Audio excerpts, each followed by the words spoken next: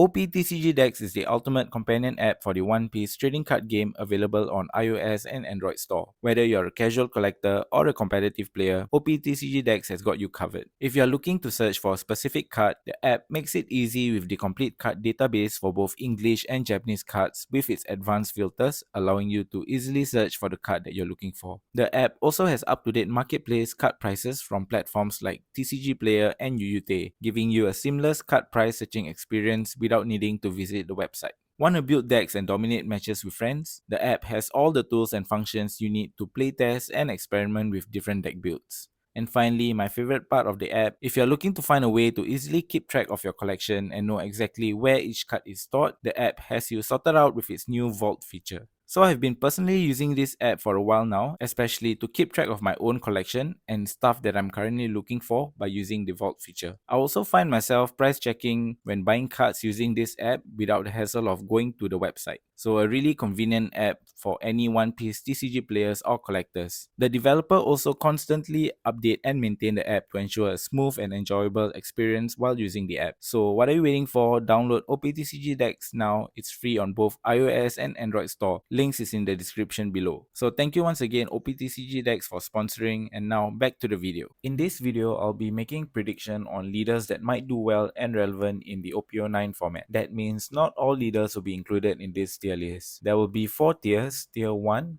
1.5, 2, and 3. I have handpicked a few that I think is gonna see a lot of play, so if you don't see the leader that you like in this video, you can let me know in the comments with your arguments. So for those leaders that are not on the list, you can assume them to be in tier 4, 5, or 6. Again, just to remind you, this is merely my theory and prediction. We'll revisit this tier list a few weeks after the release of OP09. In total, we have 31 leaders. We'll start off with the starter deck leaders, then we'll go from OP01 all the way to OP09. And starting off the tier list, we have RP Luffy. In OP09, Luffy will be getting support for the red and purple cards, especially the Red Hat Pirates plus Goldie Roger. And for purple will be the Straw Hat Pirates card, the 9-cost Luffy, as well as the new Sanji. So I think this Luffy might be able to do well, and with decks like RP Law no longer being in the format, I think Luffy might stand a chance in this format. And with that, I'll be placing him in tier 2 for now. Uta really good at gathering resources, being able to build your board easily with the Luffy into Brooks, into Nami combo, and so on. She also has access to green cards like 8-cost Kid, and that 9-cost Shanks is really strong in this upcoming format. But I think there are better green decks like Bonnie, Perona, and Yamato.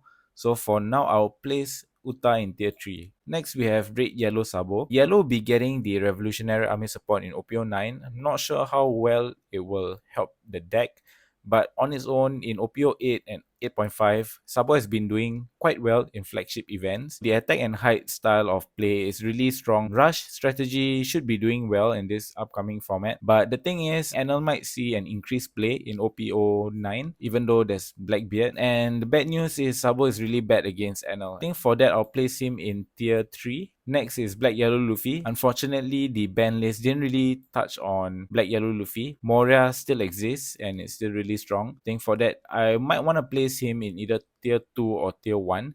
But because there's tier 1.5, I'll place him here. Still really solid. Being able to cheat out your characters with Gecko Moria and then just rinse and repeat it every turn, making your leader 9k during your opponent's turn is really good. Next, we have Zoro. I think this variation of Zoro will be the Animal Zoro. I'll place him in tier 3, being able to spam out your board really quickly with the animal event card as well as the 3-cost chopper from OP08. I can see this deck being played a lot. Since RP Law is no longer around, I think this deck might stand a chance. Next is Red Green Law. Previously, Red Green Law didn't survive the metagame is because of board removals from Lucci and RP Law. So right now with RP Law being banned and Lucci slightly nerfed, I think this deck might come back, but not exactly tier 1 as it was previously. So for that, I'll place him in tier 3 for now. A lot of people will try to pick this up in the first few weeks of OP09. So I'll place him in tier 3. Next is Doffy. Doffy, I think he goes straight to tier 1. After the release of the blue starter deck, he has a lot of utilities. You can efficiently board spam with Jinbei, recursion with Moria, and then your removals are really good as well. You have Red Rock and Gravity Blade to get rid of your opponent's threat. Being able to consistently develop board minimum 2 bodies per turn is really good in this upcoming metagame. So I'll place Doffy in tier 1 for now. Next is Whitebeard. OP09, we are getting the Shanks or Red Hat Pirate cards, which might be useful in Whitebeard's deck. For example, Yasuo, putting your leader at 7k power. And then Gold D Roger is the perfect card for a Whitebeard deck because you go down to 0 quite quickly. So Roger might be your win con for the new Whitebeard style deck. For Ace, I think I want to place Ace in tier 3 just because he has access to a lot of removals, and having easy access to removal in this upcoming format is going to be really good, especially when we are looking at the tier 1 decks being Doffy, possibly Reiju, and a few others. So I think Ace might have potential in this upcoming format, so I'm placing him in tier 3. Katakuri would probably be in tier 3. As usual, still really good whichever format he's in and relevant as well. As of right now, we have not seen all the support for OP09. Still really good being able to check your opponent's life, swinging for 7 every turn, similar to Doffy, but you don't get to develop your board. And I think we've seen enough of the Big Mom Pirate support. But otherwise, yellow is still a really strong color. I'll place him in tier 3. Nami, we saw Nami get some new support cards in the OP09 pack. I want to place Nami in tier 3. Still really strong, but suffers against decks that rush. So if we are seeing Doffy in tier 1 and we have the Reiju as well as all these decks down here, I think it might be tough for Nami to be in tier 2 or tier 1.5. But tier 3 is really safe, like how she is every format. She'll be in the middle of the tier all the time. But if you are really lucky, again, you can go up to either to tier 1 or 1.5. Next is Purple Luffy. I think Purple Luffy has a lot of potential with all the new supports. You can quickly ramp up to 7 Dawn, play down your Sanji, Rush Luffy. This deck becomes more aggressive, which is why I'm placing him in tier 2. And seeing how the Purple Striped Pirates is getting a lot of support in OP09, yeah, I think tier 2 is fitting for Luffy here. Next is NL. NL, I want to place him in either tier 1 or tier 1.5, mainly because NL has difficulty going up against Rush deck. And then we also have Blackbeard running around. Blackbeard instantly win NL decks. So that's something to take note of. But still really strong with all the triggers and stuff. I'll place him in tier 1.5. Next is Perona. I think Perona is good. As someone who has played a lot of Perona, I think I'm not sure what this deck is missing. It just feels fragile and really dependent on your Gecko Moria. Right now, I think the best build is Wano. So hopefully we get to play a full Thriller Bug Perona deck in the upcoming format. And it'll be popular because it counters Doffy really well. For now, I'll place her in tier 3. Next is Yamato. Yamato, I think, will be in tier 2 or maybe in tier 3. Possibly tier 2. The effect is still really strong. Being able to attack for 2 damage and possibly threatening Banish with Onami is really strong in whichever format she is in. But support wise in OP09, I don't think she'll be getting any or much support. Yeah, I might just drop her down to tier 3 for now. Next is Reiju. I think Reiju is instantly tier 1 after RP Law gets banned. She has access to draw power, bot spam, searches, and removal, as well as disruptions. But the main thing about her is she can be quite bricky. But overall, I think if you are using the Porsche package, could be good. You are drawing and searching through your deck a lot. So I'll place her in tier 1 for now. Next is Gecko Moria, will be in tier 3. Previously, I put him in tier 5. He might go up to tier 3 just because of RP Law no longer in the format. You don't need to be threatened by cards being bottom deck as much. So, Gecko Moria in tier 3. Bonnie, I want to place her in either tier 2 or tier 1.5. Still really good. Counters a lot of the upcoming decks, but struggles against the blue decks, Blackbeard as well. And with Lucci getting nerfed with the banning of Ennis Lobby, Bonnie could be a good deck in the upcoming format. Boa Hancock, I want to place her in tier 1.5 as well. Removals again is really good, and being able to recover your resources after you remove something from the field is really good. But she does suffer against rush decks like Doffy and Reiju, and possibly even the purple decks if they ramp up to their big bodies really quickly, then it'll be tough for Boa Hancock. So for that, I'll just place her in 1.5. Next is Lucci, still the best deck in format, even though he got a slight nerf. I think Lucci might be able to stay in 1.5 or in tier 1. Yeah, maybe I'll just place him in tier 1. Rob Lucci is still really strong in this upcoming format. For that, I'll just place him in tier 1. Vegapunk will be getting a new support in OP09, and as you can see from the last week of the Japan Championship Finals, Vegapunk can do well, even in OPO 8.5. It just lost to RP Law because of the opponent having Kid and Killer. So without RP Law in the format and Kid and Killer not being as popular now as you can see from the tier list, I think Vegapunk can go up to tier 2. Marco, I want to place him in tier 3. Still really good. I think the whole strategy is just stacking your deck and then playing down your big bodies like Sanji into your Whitebeard. And he also has access to removals for blue and red, like Five Face or Gravity Blade, and even have access to Gold D Roger.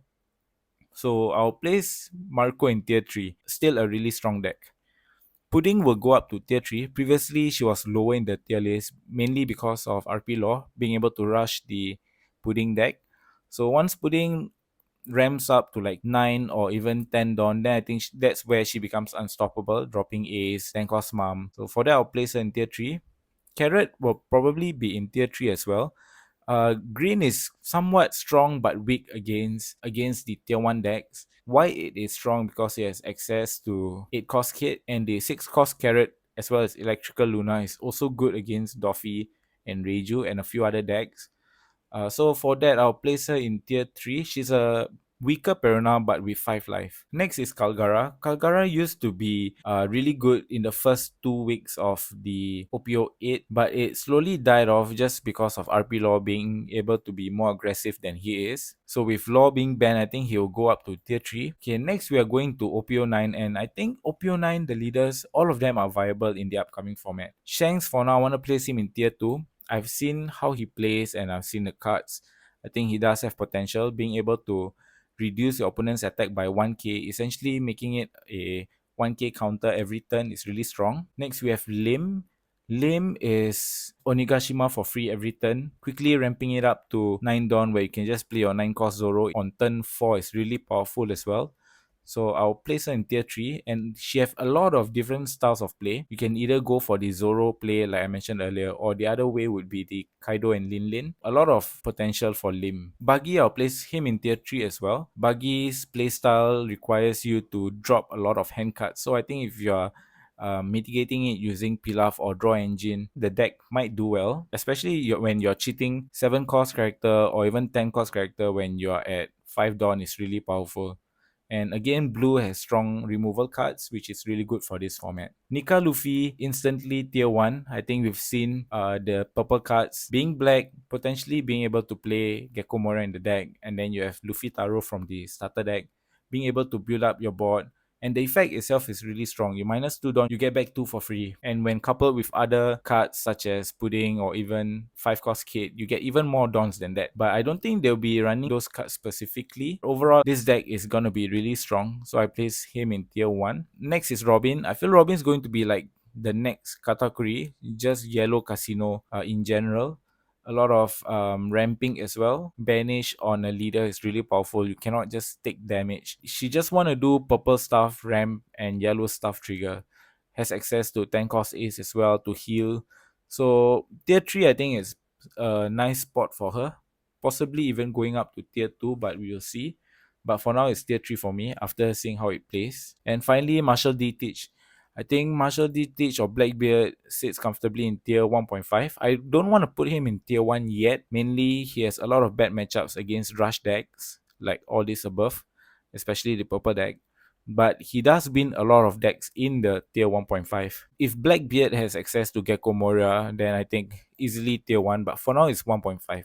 So that is all for my OPO9 meta leaders prediction. Again, if you don't see the leaders that you like, you can let me know in the comments, or you can give me your argument and I'll try to reply to them as much as possible. Once again, thanks for watching this video. If you've enjoyed this content, drop a like, consider subscribing, share it to your friends, and leave a comment. And also follow me on X or Twitter for more One Piece card game content. And as always, thank you for watching. I'll see you in the next one. Bye.